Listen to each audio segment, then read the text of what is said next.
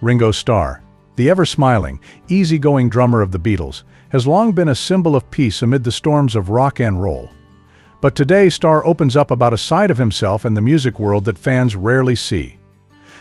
In a surprising turn, he's taken aim at Pink Floyd, revealing a history of conflict that has left fans of both legendary bands stunned. Starr's revelations not only pull back the curtain on a tense relationship with the progressive rock giants, but also delve into Pink Floyd's own turbulent history, marked by rivalries, creative clashes, and internal struggles that nearly tore them apart. Picture this: the polished, melodic world of the Beatles colliding with the atmospheric, experimental universe of Pink Floyd. While on the surface, these two iconic bands seemed worlds apart, their paths crossed more often than fans might expect. Starr reveals that tensions arose during the 1970s when Pink Floyd, riding the wave of their groundbreaking success with The Dark Side of the Moon 1973, began to dominate the charts in ways that rivaled the Beatles at their peak. Starr, known for his humility, couldn't help but notice a competitive streak in Pink Floyd's members, particularly Roger Waters, who reportedly dismissed the Beatles' legacy as pop fluff compared to Floyd's deeper, more cerebral music. The tension wasn't just professional, it was personal. Starr recalls a chance meeting with Waters at a London event in the late 1970s. What should have been a polite exchange turned sour when Waters allegedly made a cutting remark about the Beatles' lack of real substance. For Starr, it was a rare moment of anger. Think of it: the usually unflappable Beatle, fuming at what he perceived as unwarranted arrogance from a band that, in his eyes, owed much of their own success to the doors the Beatles had opened. Ringo Starr's revelations barely scratched the surface of Pink Floyd's history of conflict, a tale as dramatic as their music was transcendent. Rising to become one of the most influential acts of all time, Floyd did so not without controversy but in the face of rivalries that defined an era of rock music.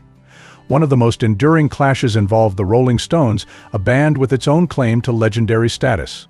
Think of the contrast: the Stones, the gritty architects of rock's rebellious spirit, and Pink Floyd, the cerebral pioneers of sprawling concept albums that pushed the boundaries of what music could be. It was a clash of ideologies, styles, and egos that simmered for years, fueled by a mutual disdain neither camp bothered to hide. By the early 1970s, the tension between the two bands had escalated into open rivalry. While the Stones leaned into their bluesy, hedonistic roots, Floyd was charting new territory with atmospheric masterpieces like Metal and The Dark Side of the Moon. The Stones reportedly dismissed Floyd's music as overly pretentious, claiming it lacked the raw energy that defined rock and roll. Floyd, in turn, saw the Stones as clinging to an outdated formula, unwilling to evolve with the times.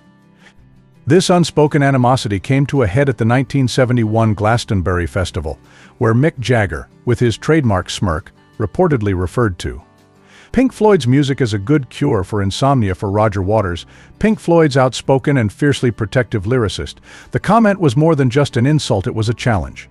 Waters, never one to back down, fired back, describing the Stones as a relic of the past, a band content to ride the coattails of a bygone era. Imagine the spectacle: two titans of rock, their barbs playing out in the press, their rivalry feeding a frenzy that divided fans and fueled endless debates. Though the bands never directly confronted each other again, the bad blood lingered for years, casting a long shadow over their shared history. But the Stones were far from the only target of Pink Floyd's ire. As the punk movement took center stage in the late 1970s, bands like The Clash and the Sex Pistols began taking aim at Floyd, viewing them as the epitome of the bloated excess they sought to destroy.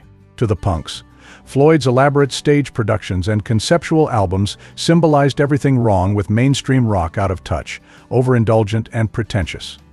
Johnny Rotten of the Sex Pistols famously wore a t-shirt emblazoned with the words "I hate Pink Floyd." It's a statement as provocative as it was divisive. For Pink Floyd, the criticism stung. Waters, in particular, bristled at the notion that their music was out of touch, arguing that their work delved into the very societal issues punk claimed to address.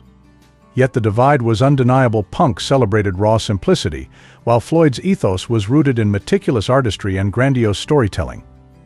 Picture the divide: one camp stripping rock down to its rebellious core, the other building it up into a towering monument of ambition and complexity. It was a battle for the soul of rock, and while both sides thrived in their respective domains, the animosity highlighted a growing chasm in the music world. These rivalries weren't just petty squabbles, they were reflections of a changing cultural landscape. Pink Floyd's journey was marked by a constant tension between innovation and resistance, their every move scrutinized and challenged by peers who either envied or misunderstood their ambition. And yet these conflicts only added to the mystique of Pink Floyd, a band whose music was as much a response to their critics as it was an expression of their unique vision. Their rivalries weren't just battles, they were catalysts, pushing the band to create music that transcended the noise and redefined the possibilities of rock. Perhaps the most dramatic conflicts in Pink Floyd's history were those that tore through the heart of the band itself. As Ringo Starr reflects, the meteoric rise of this progressive rock juggernaut didn't unify its members, it fractured them, amplifying personal tensions and turning creative differences into all-out battles.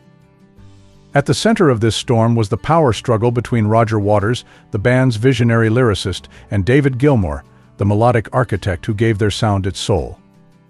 What began as a collaboration of genius devolved into a battle for dominance that would ultimately define and destroy their bond.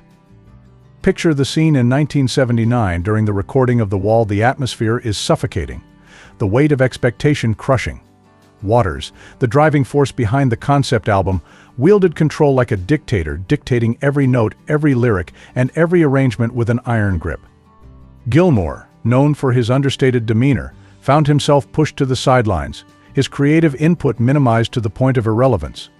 Imagine the frustration boiling beneath Gilmour's calm exterior, a quiet storm ready to erupt as he fought to assert his vision. The recording of Comfortably Numb became the tipping point. What should have been a moment of unparalleled synergy, the creation of one of the greatest songs in rock history, became a war of egos. Waters wanted stark minimalism, Gilmour wanted lush instrumentation. The tension boiled over into shouting matches, each man convinced that his vision was the right one. For the bandmates watching from the sidelines, it was a heartbreaking spectacle. A once harmonious partnership now reduced to open hostility. And though the song was completed, its haunting brilliance was forever tinged with the bitterness of its creation. But the Waters-Gilmour feud was just one chapter in Pink Floyd's history of internal strife. Even before their rivalry consumed the band, they were haunted by the tragic departure of Syd Barrett, the group's original frontman and creative spark. Barrett's mental health had deteriorated rapidly, his behavior becoming increasingly erratic. Imagine the anguish of his bandmates, watching the man who had been their guiding light slip further away with each passing day.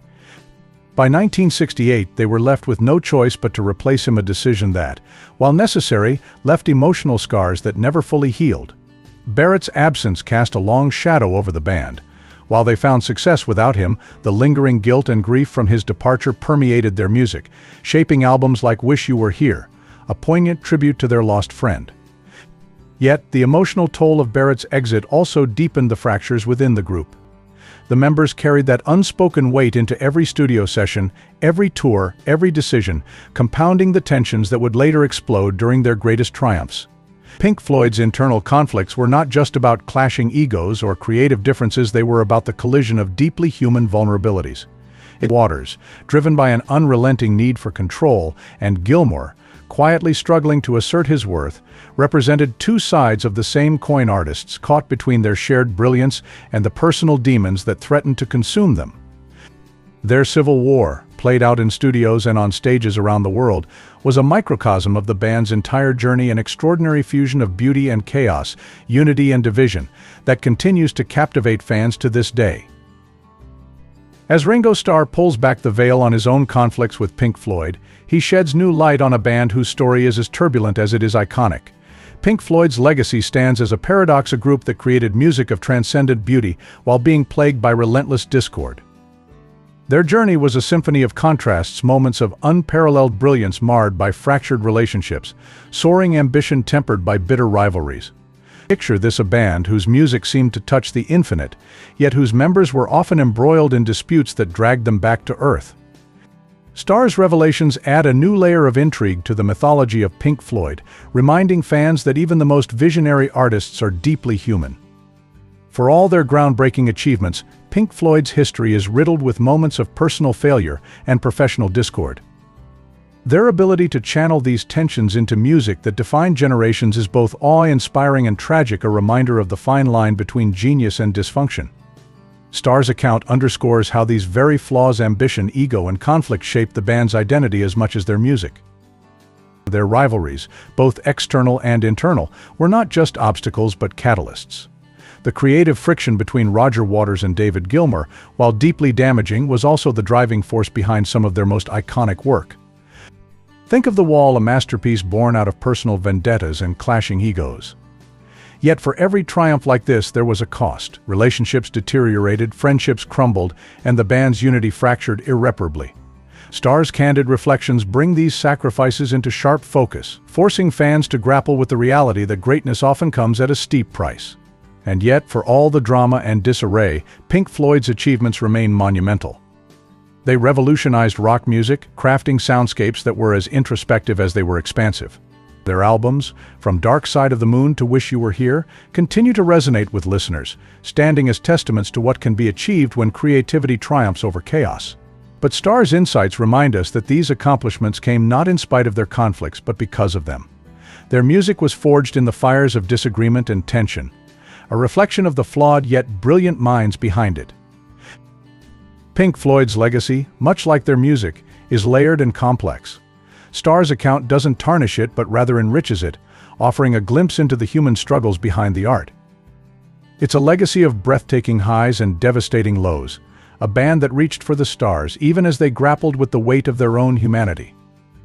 In the end, Starr's revelations serve as a poignant reminder even legends are shaped by the same forces that challenge us all: ambition, ego, and the relentless pursuit of something greater than themselves.